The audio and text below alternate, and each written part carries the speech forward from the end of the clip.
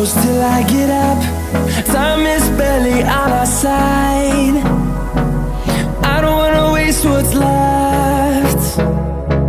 The storms we chase are leading us, and love is all we'll ever try. Hello everyone, welcome back to Cooking with Mummy. Mummy ഇന്ന് തയ്യാറാക്കിയിരിക്കുന്നത് ഒരു tasty beans തോരനാണ്. അതെങ്ങനെയാണ് തയ്യാറാക്കിയെന്ന് നമുക്ക് നോക്കാം.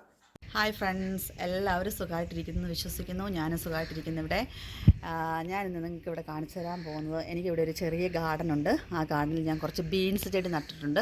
അപ്പോൾ അതിൽ beans നമുക്ക് പറിച്ചെടുത്ത് ഞാൻ കുറച്ച് ബീൻസ് ഇതിൽ നിന്ന് പറിച്ചെടുക്കാൻ പോവാണ്.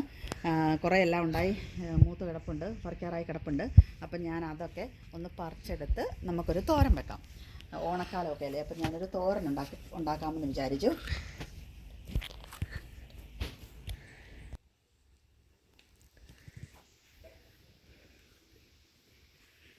പിന്നെ ഞാൻ കുറച്ച് ടൊമാറ്റോയും നട്ടിട്ടുണ്ട്. ടൊമാറ്റോ ചെറുതായിട്ടുണ്ടായി വരുന്നു, അതിൽ കായ ഉണ്ടാകാൻ തുടങ്ങിയതേ ഉള്ളൂ.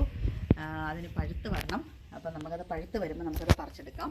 ഇപ്പോൾ കുറച്ച് ആയി വരുന്നുണ്ട്. പിന്നെ അപ്പം ഞാനിതിൽ നിന്ന് കുറച്ച് ബീൻസ് പറിച്ചെടുക്കാം.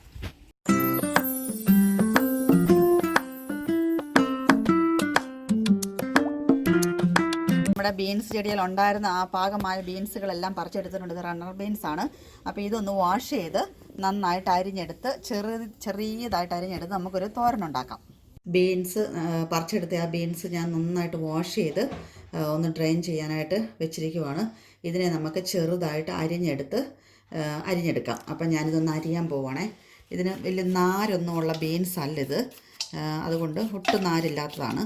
ഇങ്ങനെ ചെറിയതായിട്ട് അരിഞ്ഞെടുക്കുവാണ്. ഇത് വേണമെങ്കിൽ നമുക്ക് മെഴുക്ക് പുരട്ടി ആയിട്ടും വെക്കാം. ഇച്ചിരി വലിയ പീസുകളായിട്ട് ചെയ്തിട്ട് മെഴുക്ക് പുരട്ടി പോലെ വെക്കാം. ഞാനിപ്പോൾ ഇത് തേങ്ങ ചിരണ്ടിയിട്ട് തോരൻ വെക്കാനാണ് പോകുന്നത്. അപ്പോൾ ഇതിനെ മുഴുവൻ ഞാനൊന്ന് ചെറുതായിട്ട് അരിഞ്ഞെടുക്കാം. നിങ്ങൾക്ക് വേണമെങ്കിൽ ഇതിനെ കട്ടിംഗ് ബോർഡേ വെച്ച് അങ്ങനെ അരിയാം. എനിക്ക് പക്ഷേ ഇതാണ് സ്പീഡ്, എനിക്ക് അരിയുന്നത് ഇങ്ങനെ അരിയുന്നതാണ് സ്പീഡ്.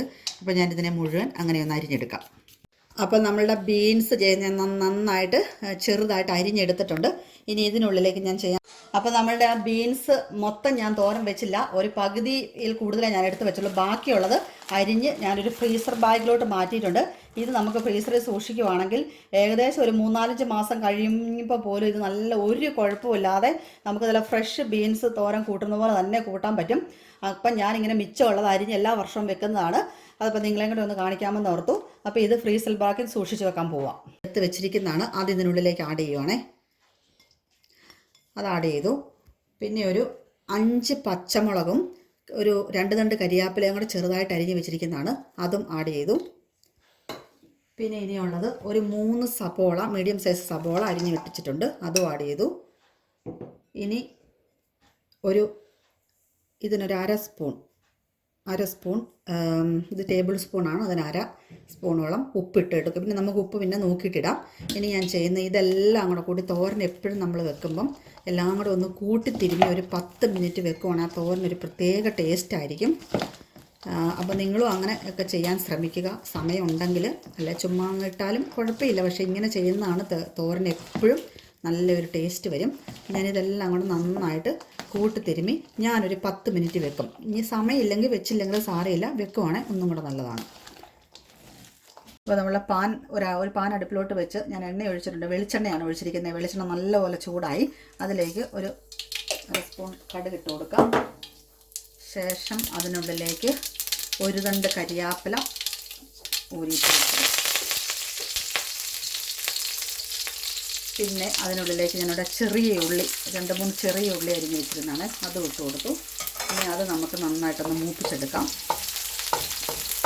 കടുക് വറുത്ത് നല്ലതായിട്ട് മൂത്ത് കഴിയുമ്പോൾ അതിനുള്ളിലേക്ക്